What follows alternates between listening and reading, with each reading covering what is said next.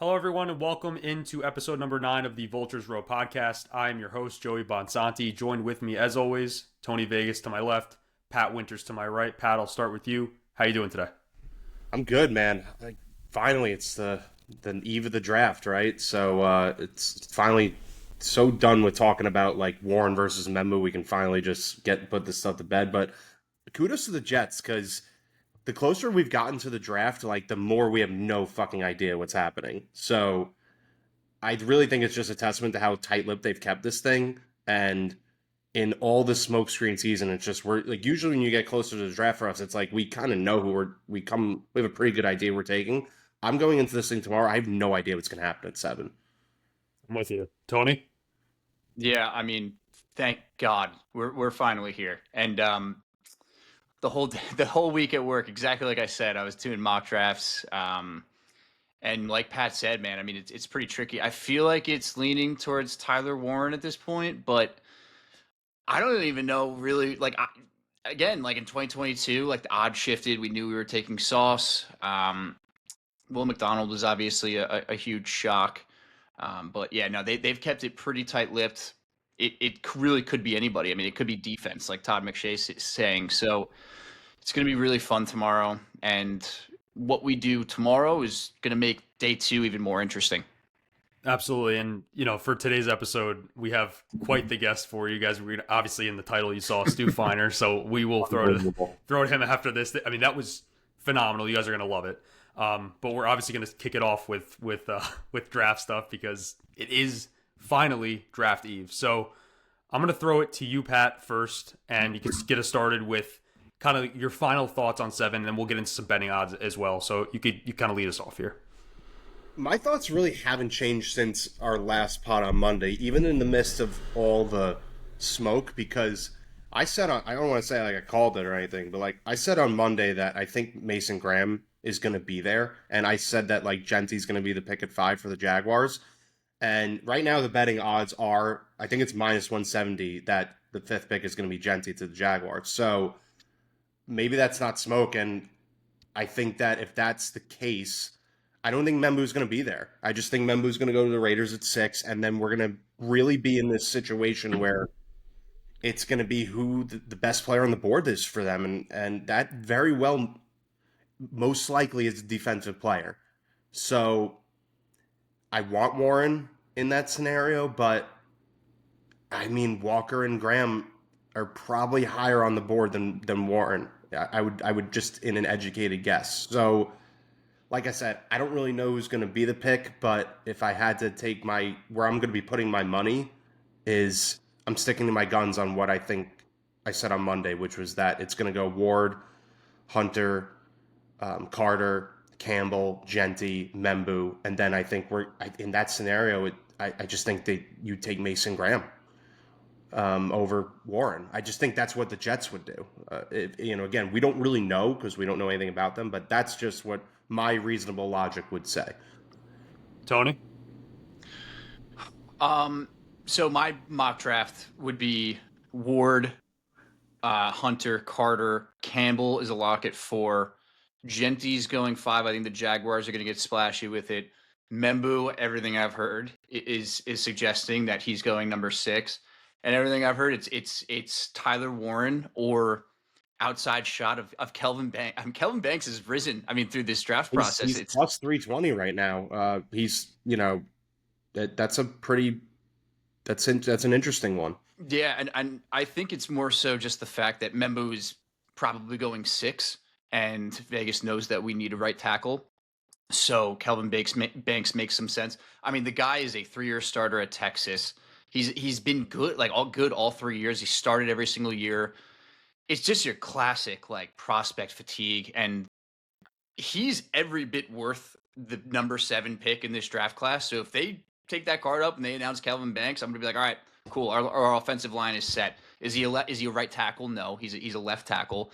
He's kind of similar to Olu in the fact that like his strengths are pass blocking, but that doesn't bother me, man. I want to give Justin Fields as much time as possible. If the pick is Banks, great, but every fiber of my being is telling me that it's going to be Tyler Warren at number 7. He's just been the guy the entire time. Now the odds are shifting that way.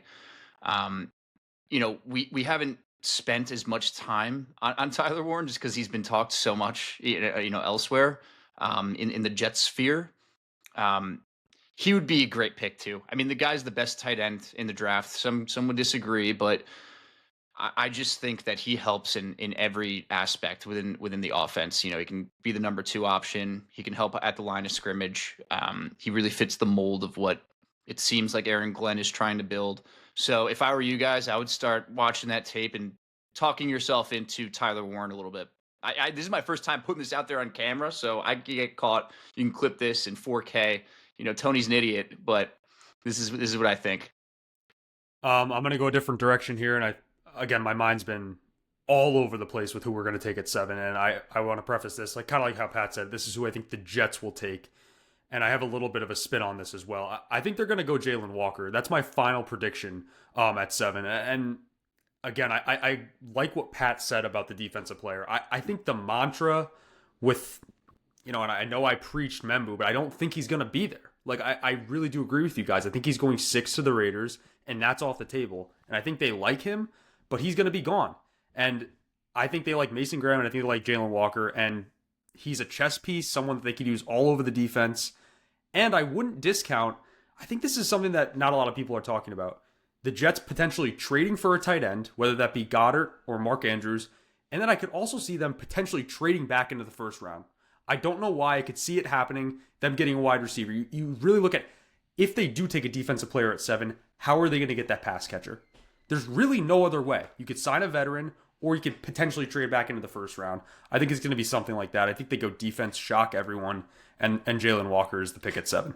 It would be interesting. That's an interesting point. Like, if they're at 42 and like one of these wide receivers, like let's just say Matthew Golden. Like, I don't think he's going to slip that far, but let's just say he slips into the mid-20s, or even Tet. Right, Tet's all over the board. I've seen him 5 to the Jaguars. I've seen him in the 20s. Right, so. And for instance, like Todd McShay has him 50th ranked on his board and wide receiver 7, which He is doesn't just love football. Crazy. Okay. But, so, again, do they jump a couple spots, up 10 spots or whatever to just get a guy that they really like? It's definitely a possibility, but I just think that's the beauty of this draft, is that it is such an unknown. And I don't think I've ever gone into a draft with more like uncertainty of what's going to happen, and that's what just makes this one super exciting more than the others. 2022 was interesting too. We thought it was Thibodeau or Iquanu the whole way, and then it ended up being Sauce. I think the betting line, but it was the day of. Yeah, I agree. That's a good point. I think watching the lines tomorrow is going to be pretty critical. It's probably going to become a lot more clear, because I feel like once like the draft starts, you kind of like have an idea of where everybody's going. As of right now, dude, I think it's going to be Warren. Everything tells me it's going to be him. The betting odds are just slowly shifting. I think we're going to see him at like -200 by the time the draft comes around, and that's how I think it's going to shake out. It's going to be cool. The other point, like why I could agree with you too, is that. And because, again, is like what I started off with, right? Like, the Jets are so tight-lipped, right? And they really have been this whole time. So, in the midst of all these smoke screens, right? Like, again, a lot of the smoke now out of nowhere the last 48 hours is like, it's going to be a defensive player. It's going to be a defensive player. Like, where is that coming from if they're so tight-lipped, right? So, again, it could be all this smoke just to lead to who it's always going to be all along, which is one of the, the 2 guys that we've been talking about for months. But it's been an interesting week leading up to, to say the least. And we finally all disagree. We're all expecting something different tomorrow, which I appreciate, guys. Took 3 months, but we did it. We all decided to change our minds a day before the draft, which is absolutely incredible. Let's get into some bets here. Yeah, I was going to say, let's get in the mood and the actual spirit of this episode, which is betting. Let's start with Tony, because I started with you, Pat, before. What are any props, any bets that you really like heading into tomorrow, even though it's illegal here in Connecticut?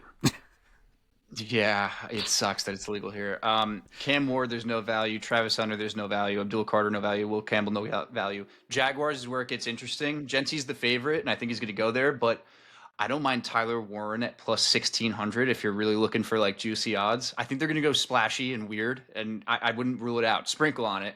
And then Mason Graham at plus 250 feels like good value. He was, he was their guy. Like he was the guy at 5 for the longest time. So him at plus 250, not too bad. Um, Membu at plus 125 for the Raiders. I just have a really strong reason to believe that he's going there. So if you want to make that bet, go for it. Genty's at plus 220. I don't hate it either. Jets, I'm going to hammer Kelvin Banks. He's plus 320 right now.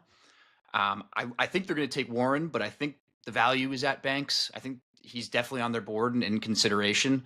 So plus 320, I like it. Panthers, plus 750 for Mason Graham. I don't hate it. I mean, in every mock I've seen, he's slid a little bit. I think the Panthers would pounce all over what could be argued is like one of the best defensive players in this draft at number 8. And then Bears have Kelvin Banks at plus 500. I'm going to sprinkle on that as well. Pat? Okay, I'm going to go through a couple here. Again, I'm going to give some bold ones, and I'm going to give some just, some pretty chalk ones. So I'm still not sold on the 4th pick because I'm going to tell you why. And I thought about this today because I heard from Peter Schrager, right? He brought up a really valid point. Elliott Wolf was in the number 2 in the building for the Browns when they took Baker over Darnold. And up until less than 24 hours until the draft, for months, it was Darnold was a lock to the Browns, right? And then we all woke up that morning and Baker was going to be the pick, right?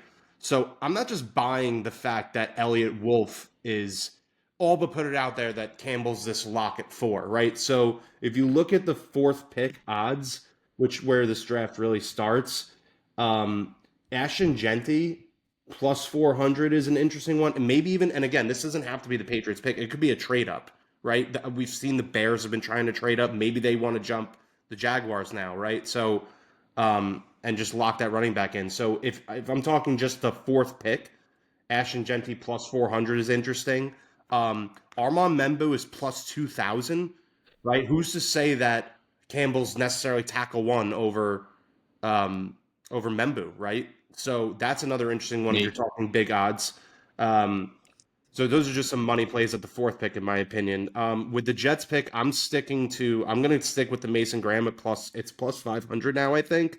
I just like the odds there, and I'm sticking to my gut on that one. I just think that Mason Graham, one thing that I saw that was interesting about him, I saw a video this morning where he spoke about playing for the Jets, and he was a lot more detailed than I've seen a lot of players talk about potentially, going to teams like, they'll just be like, oh yeah, love New York, would be a great opportunity and stuff.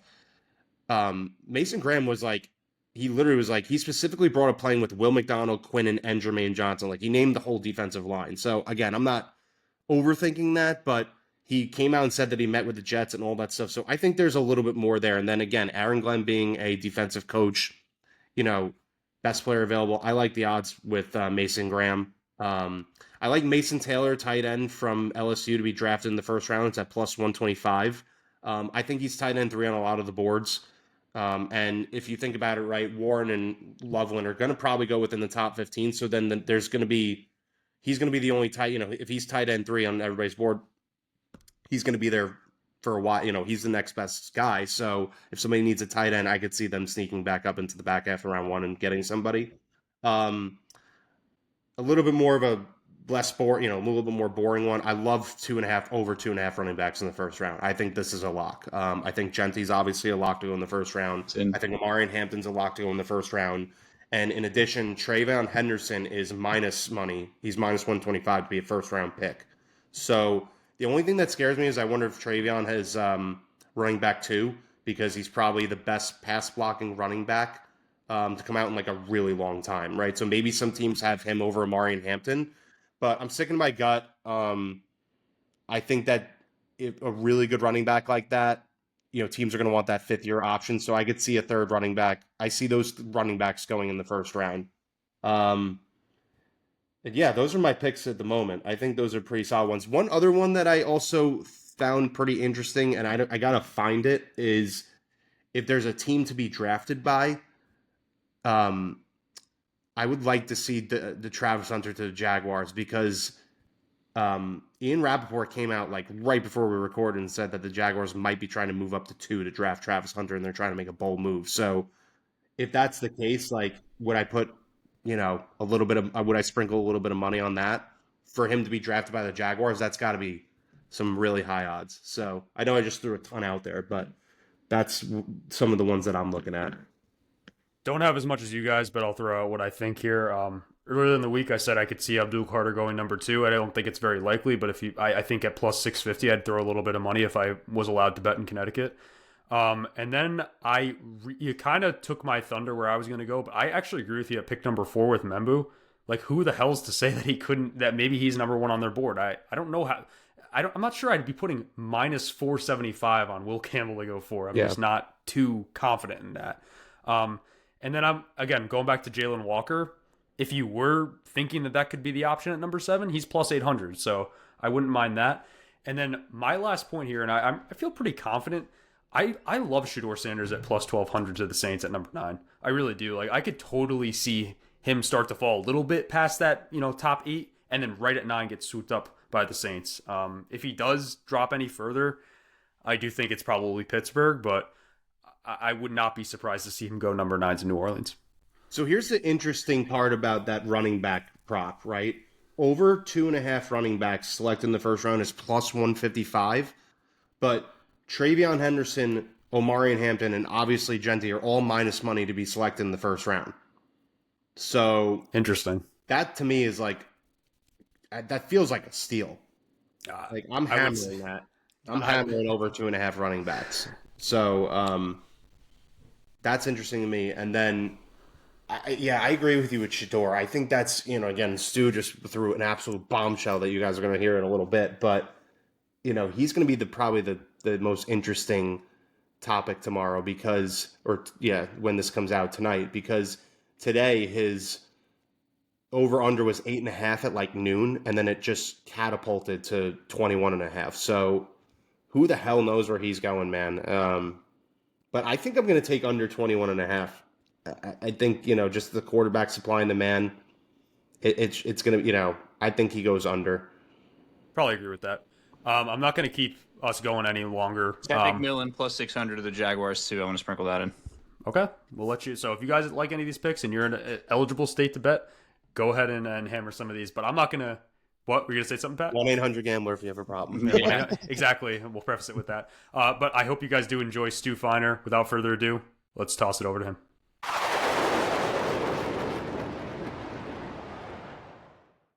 Now I want to introduce the man who needs literally no intro, the one, the only, Stu Feiner. Stu, thanks so much for coming on. It is an honor. How you doing?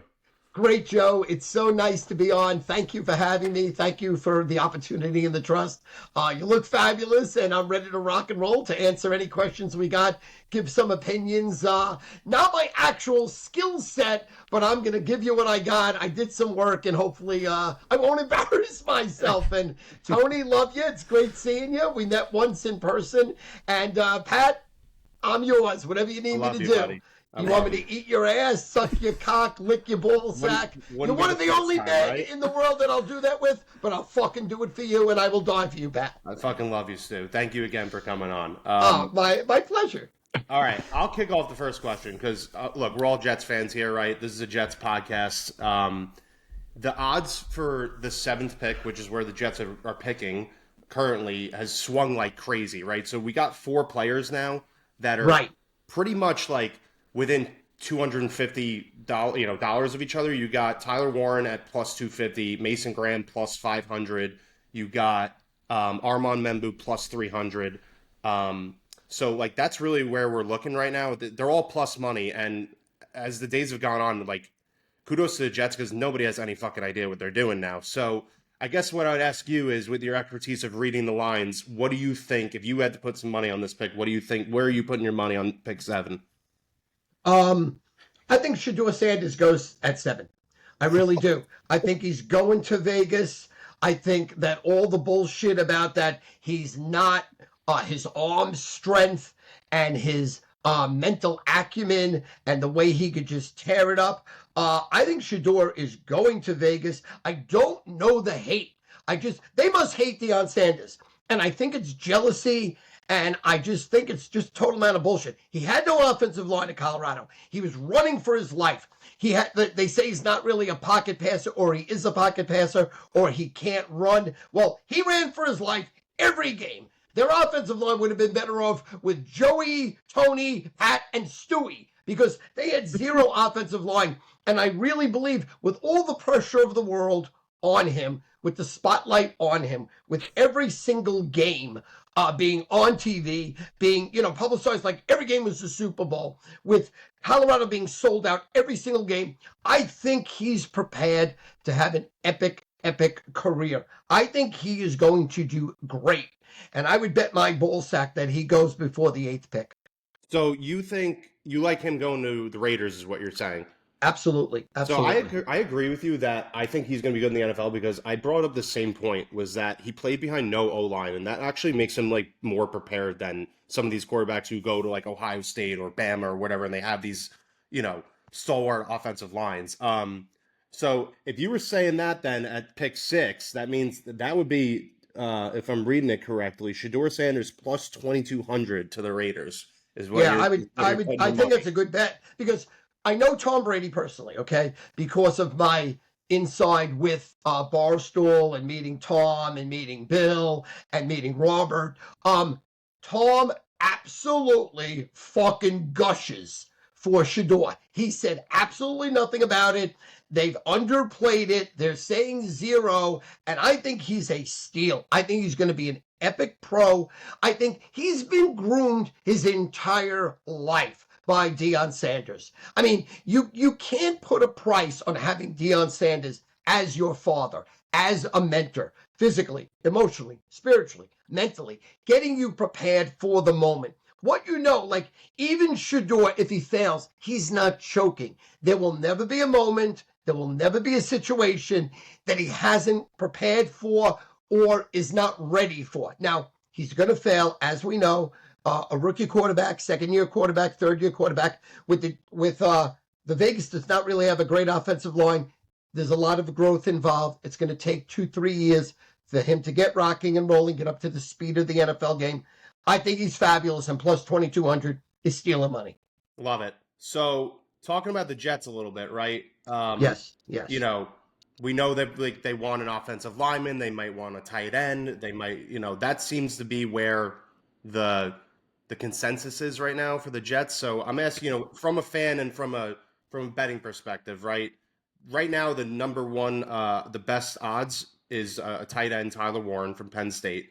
And then they have 2 linemen after that at plus 300, and the tight end is plus 250. So I guess from what, watching from the Jets last year, if you were making the pick, or where do you see that pick going? I'm going to go chalk here. I'm betting they get Tyler Warren. I've heard from my sources and my scouts, and I know friends, again, that have information. They know Aaron Glenn. They know how they're thinking. And I would say 99.9%, barring an absolute miracle, maybe if Shedeur falls into their lap and they pull off a shocker and a stunner, I'd say Tyler Warren will go to the Jets at 7. I like that. Stu, do you think there's any chance that Shedeur could fall to 21 to the Steelers? No, 0. Now, people are talking about it. I've watched every show. I've watched all the shows and all the buzz, and people are murdering this guy. I think it's like a character assassination on a kid that's done nothing wrong. Like they said, he's too cocky. He walks in with too much bravado. He's fucking Deion Sanders' son. He played unbelievable. He got out of jams on third downs. He threw a ton of touchdowns. I mean, why shouldn't he? He doesn't need nobody's money. Like it's a new world we're living in right now. He got paid millions of dollars to play college football. He got paid. His father's worth a couple of $100 million. He doesn't need anybody's money. He doesn't need to walk in and kiss ass. And then also, I think that Deion has made him very savvy. Certain interviews he went on, I think he just fucked up on purpose.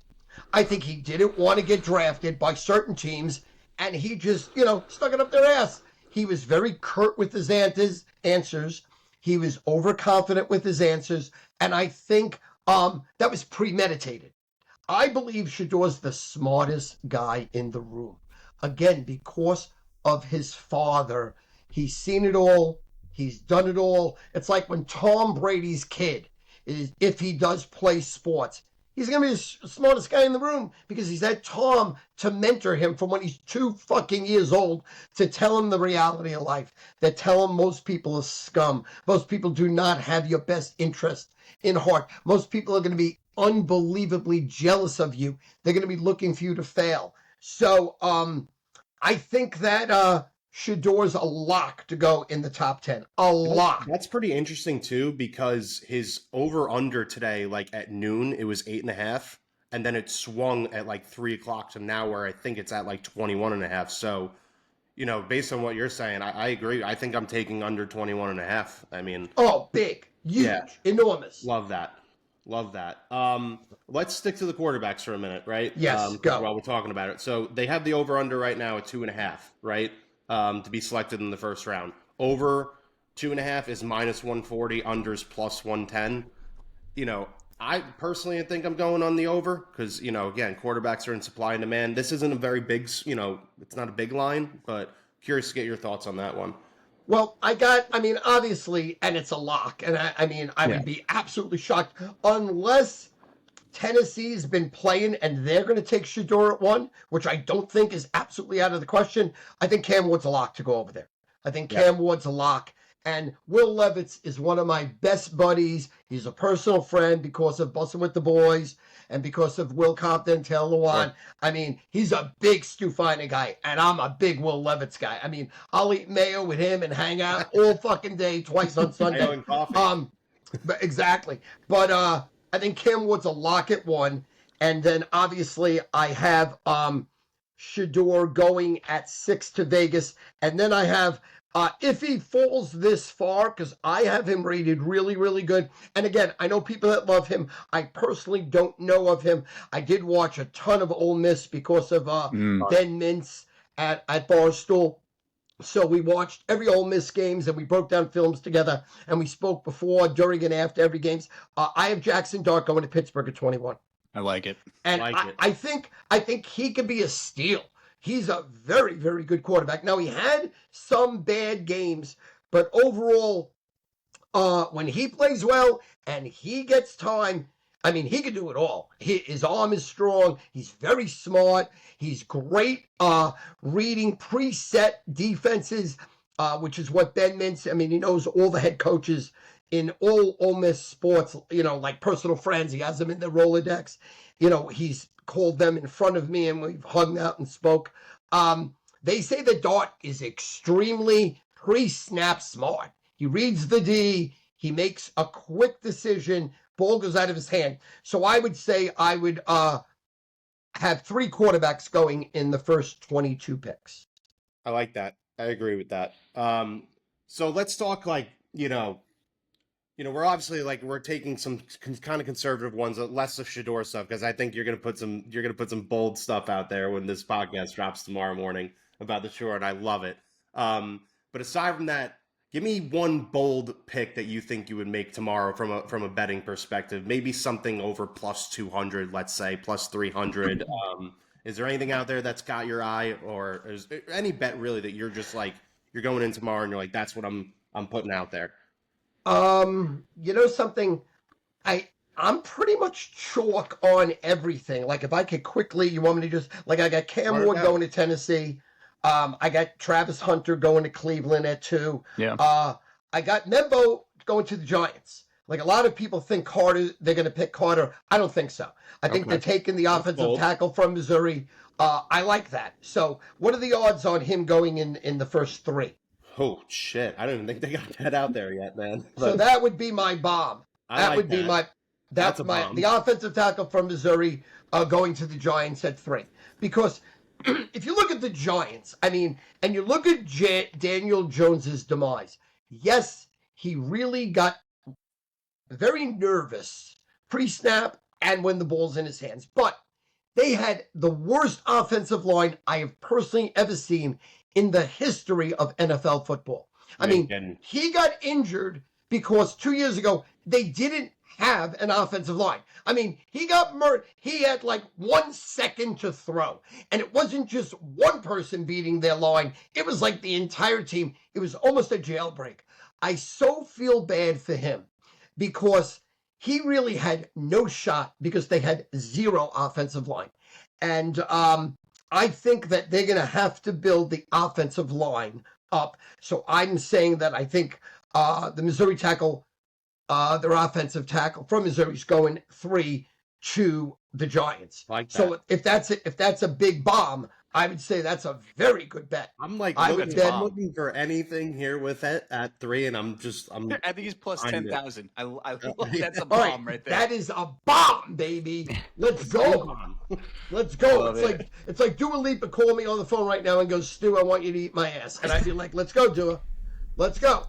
Love it. 1983, I fucked Madonna. I don't, I just, I said it. Yeah, at my father's place. Yeah, in Roslyn. I said it, and I could fuck her too. Love it. I love it. Stu, Is that a podcast special? Do people know that, or you're dropping that on this podcast? That you fucked Madonna? Yeah, I just dropped it.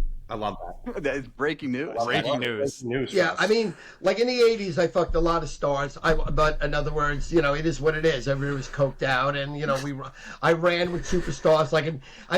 At 21 years old, I made $250,000. At 23, I was a millionaire. How many millionaires in 1983 when a million's worth like 100 million? Almost Time feel value like of money, baby. I was Dave Portnoy, but 20 years younger with a lot of money. So Damn right.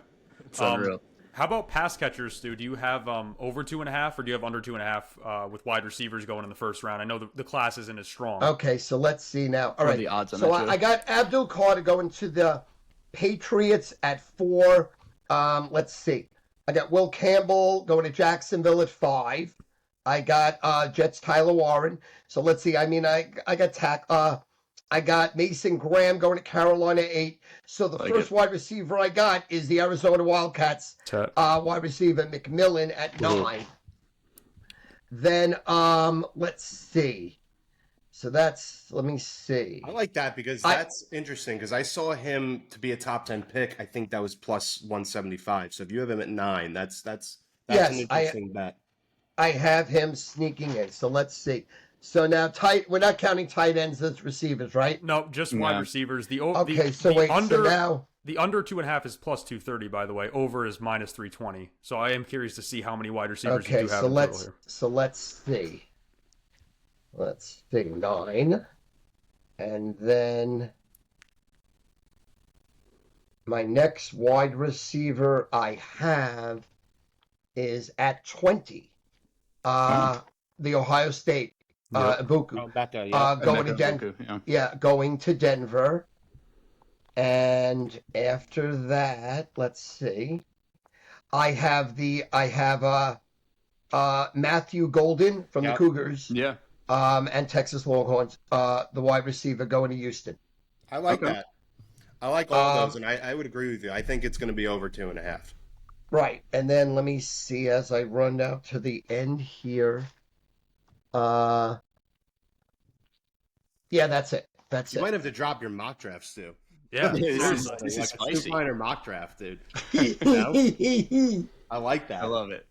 it's unconventional because I don't really totally listen to the experts. My rule of thumb in life, be honest with you, is to go against the grain, against the public, against the experts. I like to be on the contrarian side. I like to be on the side of just it can never happen, and it does happen. So that's how I've made my bones, made my money. I love that. Love that. So Stu, you're Tyler Warren, right? You just got drafted by the New York Jets in the Stu Feiner of mock draft. What kind of motivational speech are you giving to Tyler Warren when he comes into New York? I want to hear what you would tell him. Well, I would say that the team that you're coming to, Tyler, the New York Jets, are extremely underrated. I think that both sides of the ball, Tyler, we have a ton of talent. And I don't want to disrespect the past coaches and management, but it was dog shit. It has always been dog shit. And also, we've had a black cloud over our entire organization for a decade. And I would say that has been lifted. I have so much confidence in Aaron Glenn as a player, as a coach of the Lions, which he was critical. And if their defense did not get ravaged by injuries, they would have won the Super Bowl. They would have fucking lit fucking Philadelphia up. They would have not lost. So the Detroit Lions team that got humiliated and stunned by the Commanders was not the Lions team that was the best team in the NFL most of 2024. So I would say Aaron Glenn is a genius. I would also say that the ownership of the Jets, they have A, unlimited money. B, it's the first time when they got Aaron Rodgers involved that you saw. They spent money like it was butter. They were throwing money at people. They were giving receivers 10 million, 15 million. They were asking Aaron Rodgers, whatever you want. And I feel bad for Aaron Rodgers getting hurt because he did give 100% to the organization. He took like between $25 and $50 million less than he could have earned. He ate a ton of money so that we had money to spend on his friends. And I would say right now, the ownership of the Jets, Tyler, has been embarrassed, has been humiliated. And I think they're not going to stand for that anymore. They're right now the laughingstock of the NFL. And I think you will be a part of the most epic rebuilding process in the history of the NFL. And I'd say this year the Jets win 10 games. I love how fucking. Whoa. All right, 10 games. I got one more related to Tyler Warren. All right, you're Tyler Warren, you're drafted, right? And now Stu Feiner's taking him out one night. What are you doing with Tyler Warren? And it could be 80s Stu, it could be now Stu. What are you doing with Tyler Warren? Well, How first are you of all, showing him the Stu Feiner experience?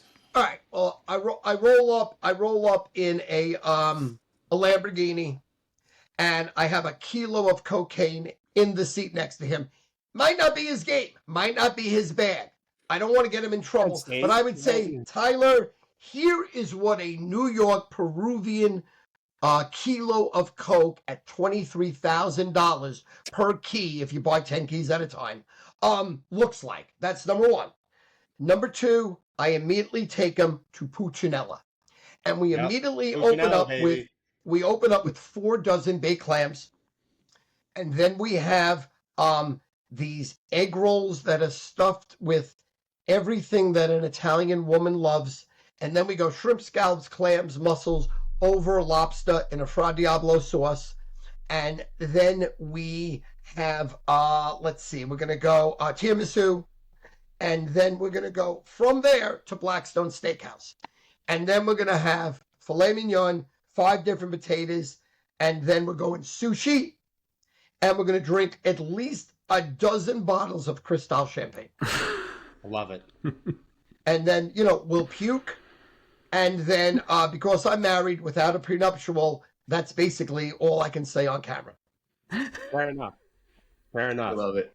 We had one really good question from the fans, and I thought this was a good one. I'm glad he asked it. And I'm going to Gambling Gary, give him a shout out. He said, the greatest wager you've ever won, what in your life was depending on it? How much was it? What is the best bet you've ever made? I'm willing now. I remember when you went on Colin Cowherd and shot your shot. That was fucking awesome, and I remember that. I remember listening to that. But if there's something else, you tell me. Well, I mean, the biggest bet I've ever made was when the Dallas Cowboys beat the San Francisco 49ers before they humiliated the Buffalo Bills in the Super Bowl. Okay? So that game to me, in a betting, me personally, and business coming in, was close to like $2 million. So that would be the number one play. It was going back to, I think, 1993. And it was like Joe Montana walked on water. And Joe Montana was gone. And Joe Montana was still in his prime. And they never thought that they could lose to the Dallas Cowboys. And the Cowboys had, arguably one of the greatest teams assembled ever. Yeah. They won 3 Super Bowls, 3 in 4 years. Oddly enough, Deion Sanders flipped from Frisco to Dallas, and then that was the deciding factor who won the Super Bowls. I would say that was my number one bet. And my biggest Super Bowl bet was Dallas over Buffalo on my birthday at the Rose Bowl. My room was right next to, we stayed at the Ritz-Carlton because my buddy was the head chef there. And my room was right next to O.J. Simpson and Paula Barbiere.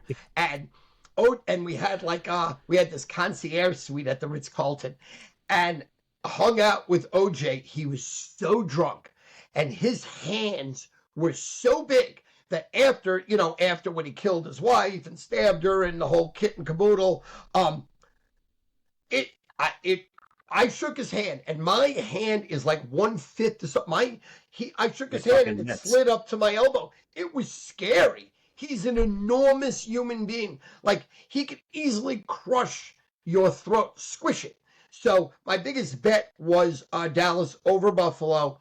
And then I didn't bet for a long time my money. But when there was so much hype on Cam Newton and the Carolina Panthers, that was such horse shit that I really just slammed the Denver Broncos. There was so many things involved with that team. That defense was epic. That defense was prolific. That defense was unstoppable. And Carolina's offensive line was not amazing. They were not great. Cam Newton was at the top of his games, and he was an unbelievable quarterback, phenomenal quarterback, a 10 on almost every level. But his legs are what really rode them to the Super Bowl, because anytime he was in trouble, he did not read the defense and make a pass. He really just beat defenses with his legs, with his ability to just run and be so strong, inhuman strong. Even when they had him in the grass, he would break through. But the Denver Broncos, their defense was carrying them throughout the year, winning that Super Bowl. At the time, Peyton Manning was done. If you remember, he was washed. He was useless. He couldn't even complete a 10-yard out. That's how bad he was. But they just kept winning and winning and winning. And then Pat Bowlen came down with a rare disease also, that they thought he was going to die, and they thought that was the last game he literally was going to watch. So there was so much emotional value involved. And then you had the number one defense in the NFL with 2 weeks to prepare, and the better defense plus the points with 2 weeks to prepare. And every sucker and their mother was betting Carolina. It was like free money, Carolina, Carolina, Carolina. So I loaded up on that, and that was like my second biggest score I ever made, because the word got out, millions of people got it for free. For 2 weeks, I gave that game for free.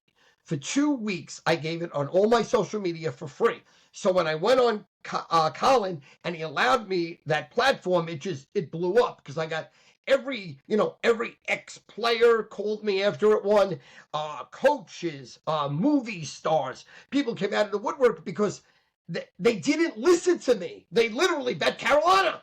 They got murdered, but they remember me saying, said to Colin, you could bet your lineage on this game. And Colin had, Carolina too. So, that was the score. So that was the score. So that's my biggest scores. The first year the Giants won the Super Bowl, 86 in Pasadena too. I scored out when Doug Williams, I think he crushed the Denver Broncos on Washington, first black quarterback to win the Super Bowl.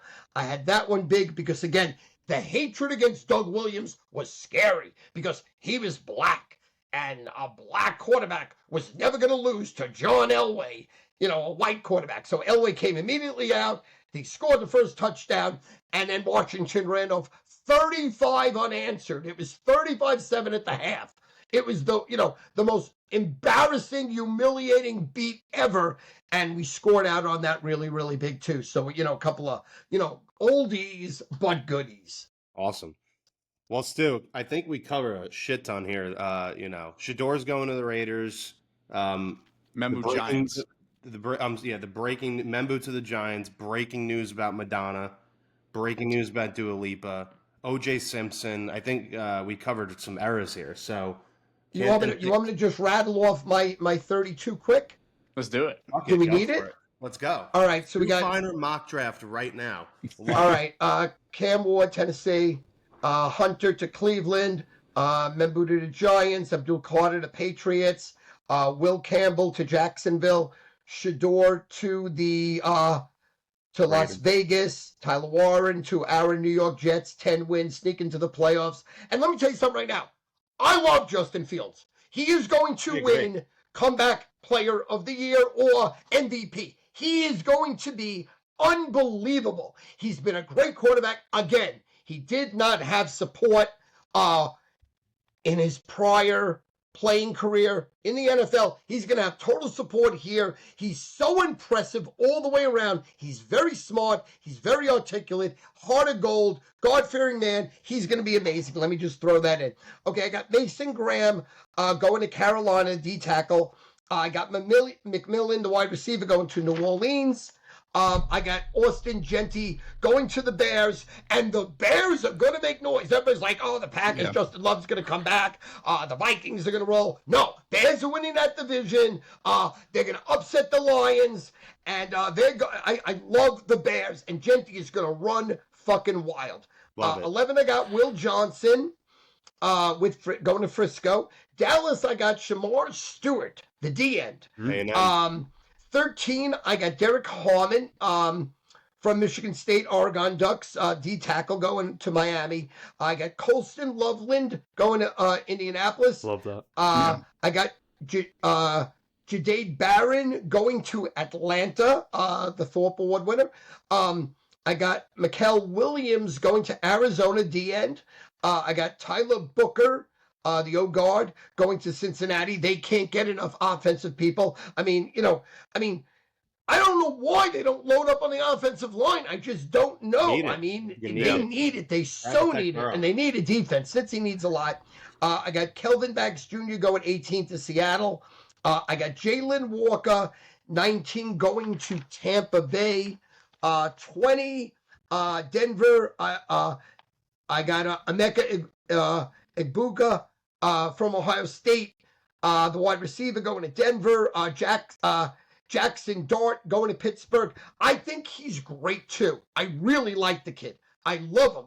I love when people say that the draft sucks for quarterbacks. They're overrated. I love when they say that, because when they say they're great, we know it. When they get picked number 1, number 2, number 3, they bust. It's proven. A good situation for him. Right. It's proven. He's going to go in there with no pressure. I really like him. The Chargers, I have getting at 22 Walter Nolan, the consensus All-American with Ole Miss, D-tackle. Green Bay, I have picking up Mike Green, defensive end.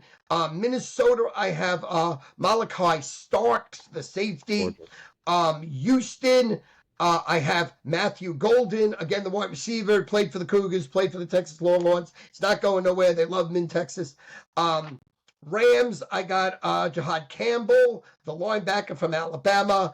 Baltimore, I got James Pierce Jr. at 27, the D-end. The Lions picking up the defensive end, Donovan Ezuraku. I hope I said his name right. At 28. 29, the Commanders getting Omaria Hampton, the running back from North Carolina. 30, Buffalo, Trey Amos, the Ole Miss cornerback. Rounded off, Kansas City gets Gray Zabel, the North Dakota State offensive lineman, and our defending Super Bowl champion, shout out Philadelphia Eagles, Kenneth Grant, the D-tackle from Michigan, the Michigan Wolverines. Love it. Stu, thank you so much for joining us. Can't thank you enough. Friend of the pod, friend for life. We'll have you back on, hopefully, when we get close to the season to talk some Jets, some season bets and all that stuff. And I love you, man. I don't need to tell you how much I love you. And I can't I love you guys to death. We're friends forever. We're boys now forever always. For long. Me and Pat have always been. Tony, Joey, I got your fucking back. You need anything, Pat will give you my number in a fucking hot second, baby. And then we should do a live pod poolside at my house. Fun. Let's do it. June, July, we just hang out. I'll get you guys. Well, me and Pat, we're married. Are you guys married or single? I'm single. I have a girlfriend. I'm not married. Okay, good. So I'll get you guys fucked, sucked, your ass eaten. Me and Pat, we're not doing that because we found our childhood sweethearts, we found our soulmates, and we don't have prenuptials. Well, Pat, you better have a prenuptial. I fucking don't, because I've been with the same girl since I'm 16, and she made me. All right, love you guys. It's been an honor. Thank you so much. Love you, Stu. Thanks, Thank you so much. Take Stu. it easy. All right, have a great evening. All right. Too. Too.